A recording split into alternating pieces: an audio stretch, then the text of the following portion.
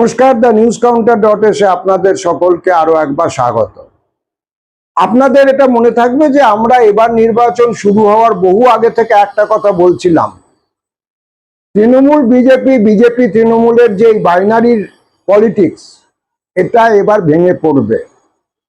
আপনারা বাস্তবে দেখছেন এবং সদ্য সমাপ্ত ফলতা বিধানসভা কেন্দ্রের উপনির্বাচনে একটা জিনিস পরিষ্কার হয়ে গেছে যে পদ্ম ফুল এবং জোড়া ফুলের মধ্যে বাইনারির পলিটিক্সের যে গল্প, সেটা আর টিকছে না। অত্যন্ত অস্বাভাবিক দ্রুততায় তৃণমূল দলটা কার্যত লোপাট হয়ে যেতে বসেছে।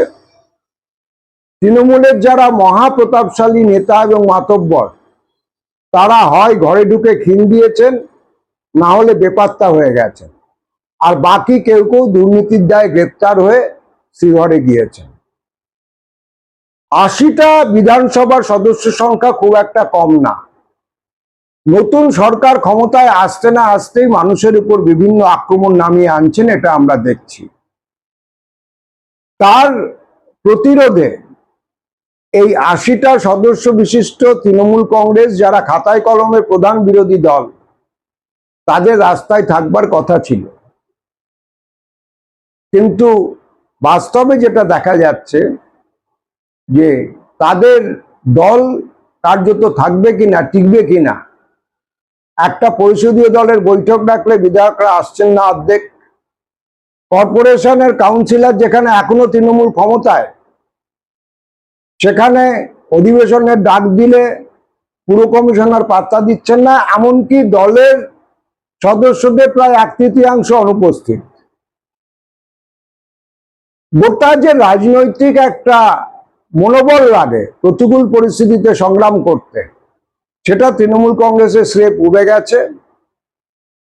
যিনি মুখ্যমন্ত্রী মমতা বন্দ্যোপাধ্যায়, যিনি মুখ্যমন্ত্রী ছিলেন মাননীয়া মমতা বন্দ্যোপাধ্যায়, যিনি নিজেকে স্ট্রিট ফাইটার বলে বরাবর সেলফ ইন্ট্রোডাকশন করে এসেছেন, তার প্রতিবাদ এবং প্রতিরোধ এখন ভার্চুয়াল ফেসবুক অ্যাপিলে আটকে গেছে। এই অবস্থাতে আপনারা চোখের সামনে দেখছেন বামপন্থীরা তাদের খুব সীমিত সামর্থ্য নিয়ে মানুষের প্রতিরোধের পাশে এসে দাঁড়াচ্ছেন। সেটা তিলজলার বুলডোজার রাজ হোক, হাওড়ায় হকার উচ্ছেদ ঠেকাতে আইনি লড়াই হোক, অথবা বিরাটি, বেলগড়িয়া, কল্যাণী, একের পর এক স্টেশন, ব্যান্ডেল, সেখানে হকারদের উচ্ছেদের বিরুদ্ধে সরাসরি প্রতিরোধে সামিল থাকা হোক।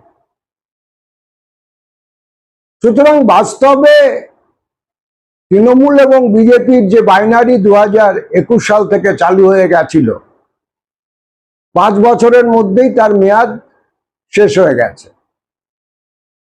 আমার আজকের এপিসোডে যেটা বলবার কথা, যে নতুন একটা বাইনারি, যে বাইনারি আমাদের সামাজিক গুণটের পক্ষে, আমাদের সোশ্যাল টেক্সচারের পক্ষে তৃণমূল বিজেপি বাইনারির থেকেও বিপজ্জনক, সেটা হচ্ছে হিন্দু মুসলিম মেরুকরণ। এটা চাপিয়ে দেওয়ার চেষ্টা চলছে। আপনারা জানেন আমাদের মুখ্যমন্ত্রী শুভেন্দু অধিকারী প্রকাশ্যে বলেছেন যে তারা কেবলমাত্র হিন্দুদের ভোট পেয়েছেন।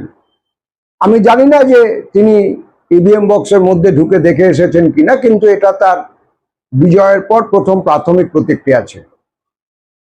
তার দলের এক বিধায়ক, যিনি কলকাতার কাশীপুর বেলগাছিয়া কেন্দ্র থেকে জিতেছেন, তিনি প্রকাশ্যে বলেছেন যে আগামী 5 বছর তিনি মুসলমান সংখ্যালঘু সম্প্রদায়ের মানুষজনের কোনো কাজ করবেন না। এখন মুশকিল হচ্ছে, আমাদের সংবিধানটা এখন অব্দি ধর্মনিরপেক্ষ, আমাদের সংবিধানটা এখন অব্দি সমাজতান্ত্রিক, আমাদের সংবিধানে যে নির্দেশমূলক নীতিগুলো বলা আছে, যেটা বাবা সাহেব আম্বেদকরের সংবিধান, যার কথা শুভেন্দু অধিকারী মাঝে মাঝে বলেন যে বাবা সাহেব আম্বেদকরের কথা, সেই সংবিধানের নির্দেশমূলক নীতিতেও ধর্মীয় পরিচয়ের ভিত্তিতে বিমাতৃসুলভ আচরণ করা, বৈষম্যমূলক আচরণ করা, যে কোনো ধরনের ডিসক্রিমিনেশন নিষিদ্ধ। কিন্তু এই শাসক যারা পশ্চিমবঙ্গে এসেছেন নতুন, তারা সরাসরি এই সংবিধান এবং তার প্রদত্ত নীতিমালাতে যে কথা বলা আছে তার বিরোধিতা করছে। এখন এর বিরুদ্ধে লড়াই আরো জরুরি।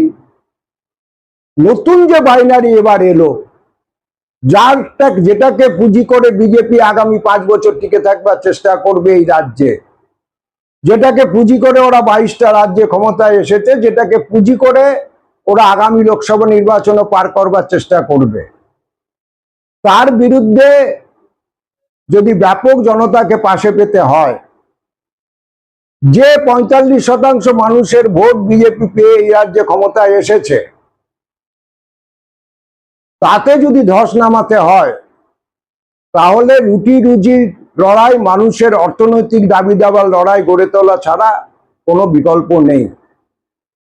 এবং সংখ্যালঘুদের বেকায়দায় ফেলতে গিয়ে ইতিমধ্যেই সরকার এমন সমস্ত পদক্ষেপ নিয়েছে। আপনারা জানেন যে কুরবানিতে গরু কুরবানি করা আটকাতে গিয়ে, যেটা আমাদের এখানে সংখ্যালঘু ভাইদের দীর্ঘদিনের রিচুয়াল, তারা আমাদের ঘোষ সম্প্রদায়, গোপালক, সদ্গোপ যারা গরু পালন করেন, তাদের বিপাকে ফেলে দিয়েছেন। এ ব্যাপারে আমি অন্য একটা এপিসোডে দীর্ঘ আলোচনা করেছি। সেই গ্রামীণ অর্থনীতির উপর আচমকা একটা উৎপাত তারা এনে হাজির করেছেন। আমাদের পশ্চিমবঙ্গে একটা বড় সংখ্যক মানুষ সংখ্যালঘু, এবং এখানে নিচু স্তরে যে কৌম অর্থনীতি, পারস্পরিক আর্থিক লেনদেন এবং বিনিময়ের উপর দাঁড়িয়ে যে অর্থনীতি টিকে থাকে, সেখানে গোপালক হিন্দু ক্রেতা সংখ্যালঘু ভাই বোনেরা হতে পারেন, সেখানে স্বর্ণশিল্পের মালিক হিন্দু হতে পারে, স্বর্ণশিল্পের কারিগরের একটা বিরাট অংশ সংখ্যালঘু সম্প্রদায়ের মানুষ হতে পারে, বস্ত্রশিল্পের সেখানে মালিক এবং শ্রমিক দু সম্প্রদায়ের মানুষ মিলেমিশে থাকতে পারে, যে বস্ত্রশিল্প আমাদের কয়েক লক্ষ পরিবারের জীবন এবং জীবিকা। এই যে গ্রামীণ এবং শহরের নিচুতলার অবিকেন্দ্রিত অর্থনীতি, সেখানে দুই সম্প্রদায়ের যে পারস্পরিক লেনদেন, আচমকা আচমকা এই ধরনের নিষেধাজ্ঞা যদি শাসকরা চাপিয়ে দিতে শুরু করেন, তাহলে সে অর্থনৈতিক কাঠামোগুলো ভেঙে পড়তে শুরু করবে। এমনিতেই উপরের দিকে ভারী শিল্পে নিয়োগের এবং এমপ্লয়মেন্টের হার নিম্নমুখী। উচ্চবিত্ত ঘরের আইটির যে লাফালাফি চলছে, সেটা আগামী 1 বছর চ্যালেঞ্জের মুখে পড়তে চলেছে ভয়ঙ্কর ভাবে, সেটাও তাসের ঘরের মতো ভেঙে পড়তে পারে।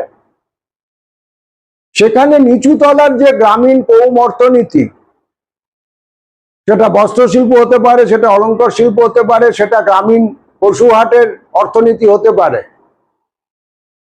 কেবলমাত্র সংখ্যালঘু সম্প্রদায়কে টাইট দিতে গেলে এই গ্রামীণ অর্থনীতির ভার্টিকালস গুলো কিন্তু চ্যালেঞ্জের মুখে পড়ে যেতে পারে, এবং তার আঘাত সব থেকে বেশি আসবে সমাজের নিচুতলার সাধারণ গরিব মানুষের উপর।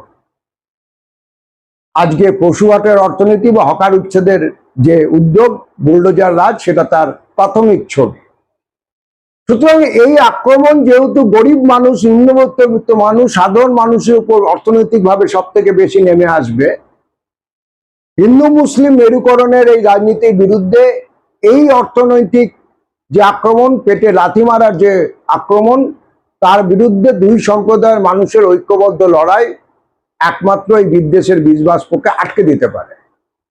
আমি এটা উত্তরপ্রদেশে কৃষক আন্দোলনে দেখে এসেছি। উত্তরপ্রদেশের দিল্লি সীমান্ত ঘিরে ঐতিহাসিক প্রায় 2 বছর ব্যাপী কৃষক আন্দোলন শুরু হওয়ার আগে, কিছুদিন আগে সেখানে উত্তর পশ্চিম যে উত্তরপ্রদেশ, তার কৃষি রাজধানী হিসেবে পরিচিত, সেখানে আমি দেখে এসেছিলাম যে ভয়ঙ্কর দাঙ্গার রূপ। কিন্তু যখন কৃষক আন্দোলন শুরু হলো, হিন্দু এবং মুসলিম কৃষক ঐক্যবদ্ধভাবে কিন্তু তারা দলে দলে জাঠা নিয়ে ঢুকলো দিল্লির সীমান্তে, এবং তার স্লোগান ছিল একই সঙ্গে হর হর মহাদেব এবং আল্লাহ আকবর। সিপাহীদের ঐক্যবদ্ধ স্লোগান সেদিনকে অনুরণন হয়ে ফিরে এসেছিল এই বিদ্রোহী কৃষকদের আওয়াজের মধ্যে দিয়ে, এবং সেটা কার্যত পশ্চিম উত্তরপ্রদেশ এবং উত্তরপ্রদেশ জুড়ে বিজেপির ভিত্তিকে চ্যালেঞ্জ জানিয়েছিল। এবং 2024-এর লোকসভা নির্বাচন কি হয়েছে আপনারা জানেন। 80টা আসনের মধ্যে সবাই যেখানে বলছিল 70টা 72টা পেয়ে যাবে, বাস্তবে দেখা গেছে সেখানে উত্তরপ্রদেশে বিজেপির আসন সংখ্যা 30-এ আটকে গেছে। সমাজবাদী পার্টি 37টা আসন পেয়ে বিজেপিকে টপকে গেছে।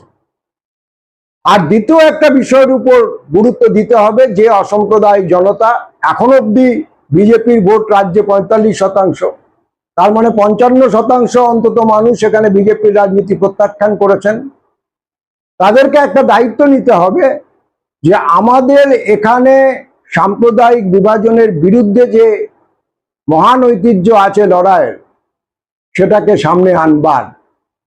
এটা তো প্রত্যাশিত ছিল যে আমাদের পশ্চিমবঙ্গ পার্টিশন সাফার করেছে, ভারতবর্ষে পাঞ্জাব এবং পশ্চিমবঙ্গ ছাড়া আর কেউ সেভাবে পার্টিশন সাফার করেনি। কিন্তু যেটা ইন্টারেস্টিং সেটা হচ্ছে হিন্দু মহাসভা অথবা শ্যামাপ্রসাদ মুখার্জি জনসংঘ, তারা কিন্তু সেই উদ্বাস্তু সংকটের দিনগুলোতে, যখন হিন্দুত্ববাদী রাজনীতির সব থেকে বেশি মাটি পাওয়ার কথা ছিল আমাদের এই পশ্চিমবঙ্গে, তারা কিন্তু সুবিধে করতে পারেননি। তার কারণ হচ্ছে একটাই, উদ্বাস্তু মানুষ যারা এসেছিলেন আমাদের এখানে হিন্দুরা ওপার বাংলা থেকে, তারা যখন মাথা গোজবার জন্য লড়াই করছেন, তখন কোনো হিন্দু মহাসভা, কোনো জনসংঘ তাদের পাশে ছিল না। তাদের পাশে ছিল একমাত্র লাল ঝান্ডা। পরবর্তীকালে ইউসিআরসি তৈরি করে কেন্দ্রীয় সংগঠন, বাস্তুহারার যে লড়াইয়ের কথা আপনারা জানেন, বিশাল বিশাল মিছিল কলকাতা এবং কলকাতার পার্শ্ববর্তী এলাকা থেকে মহানগরীর বুকে আসে পড়েছে। তাদের একটাই স্লোগান ছিল, আমরা কারা বাস্তুহারা, এবং তাদের নিশানের রং ছিল লাল রং। 1952 প্রথম বিধানসভা নির্বাচনে কমিউনিস্টরা 13টা আসন পেয়েছিল, 9টা আসন পেয়েছিল শ্যামাপ্রসাদ মুখার্জি জনসংঘ, 4টে আসন পেয়েছিল হিন্দু মহাসভা, যারা জনসংঘতে মার্চ করতে রাজি হয়নি। তারপরের যে নির্বাচন হলো, সেখানে দেখা গেল 5 বছর বাদে যে শ্যামাপ্রসাদ মুখার্জি এবং অন্যান্য হিন্দুত্ববাদী শক্তিরা শূন্যে পরিণত হয়েছে। বামপন্থীরা বিরোধী দল হিসেবে বিপুলভাবে উঠে এসেছে। তার কারণ হচ্ছে মানুষের এই রুটি রুজি বেঁচে থাকা, মাথা গোজা রাস্তানার যে লড়াই, তার পাশে বামপন্থীরা দাঁড়িয়েছিল, এবং সেই লড়াইয়ের মধ্যে দিয়েই সাম্প্রদায়িক মেরুকরণকে সেদিনকে ঠেকানো সম্ভব হয়েছিল। সুতরাং আজকে যদি নতুন মেরুকরণের যে বিপদ আসছে তাকে ঠেকাতে হয়, তাহলে একদিকে রুটি রুজির লড়াই যেমন গড়ে তুলতে হবে, তেমনি প্রজন্ম উত্তর প্রজন্মকে মানুষের এই লড়াইয়ের কথা, যেদিন হিন্দু শরণার্থীদের পাশে একমাত্র বামপন্থীরা লাল ঝান্ডা নিয়ে দাঁড়িয়েছিল তাদের মাথা গোজার লড়াইতে, তার কথাও মানুষকে বলতে হবে। এবং যে 45% মানুষ বিজেপিকে ভোট দিয়েছে, তার মধ্যে সবাই হিন্দুত্ববাদী রাজনীতিকে সমর্থনে ভোট দেয়নি। তাদের একটা বড় অংশের ভোট আছে যারা তৃণমূলকে প্রত্যাখ্যান করে বিজেপিকে ভোট দিয়েছে, তৃণমূলের উপর বিতৃষ্ণা বশত। আমার ধারণা বিজেপি সরকার যেভাবে এগোচ্ছেন প্রথম থেকে, যেভাবে গরিব বিরোধী একটা অবস্থানে রয়েছেন, তাতে এই বিজেপির ভোটারদের একটা বড় অংশের খুব দ্রুত মোহভঙ্গ ঘটবে, এবং সেই জায়গায় বিপন্ন সাধারণ মানুষের পাশে পশ্চিমবঙ্গের যে ব্যাপক অসাম্প্রদায়িক চেতনার মানুষ রয়েছেন, মনে রাখবেন যে এখনো সংখ্যাগরিষ্ঠ মানুষের রায় কিন্তু বিজেপির বিরুদ্ধে গেছে। বিজেপি 45% ভোট পেলেও 55% মানুষ বিজেপির বিরুদ্ধে রায় দিয়েছেন। সেই রায়টা ফ্র্যাগমেন্টেড, সেটা আলাদা প্রশ্ন, কিন্তু এটা বাস্তব যে বিজেপির বিরুদ্ধে একটা অসাম্প্রদায়িক মানুষ এখনো বড় সংখ্যায় পশ্চিমবঙ্গে আছেন। ফলে একটা নতুন লড়াই গড়ে তুলতে হবে। এই যে নতুন মেরুকরণ আসছে, নতুন বাইপোলারিটি আসছে, নতুন বাইনারি আসছে, তার বিরুদ্ধে অন্য পলিটিক্যাল ন্যারেটিভ গড়ে তুলতে গেলে। দ্য নিউজ কাউন্টার.এস এখন এই পর্যন্ত। আমাদের কমেন্ট বক্স খোলা থাকে, আপনারা আপনাদের মতামত অবশ্যই জানাবেন। দেখা হবে পরবর্তী এপিসোডে। সকলে খুব ভালো থাকবেন।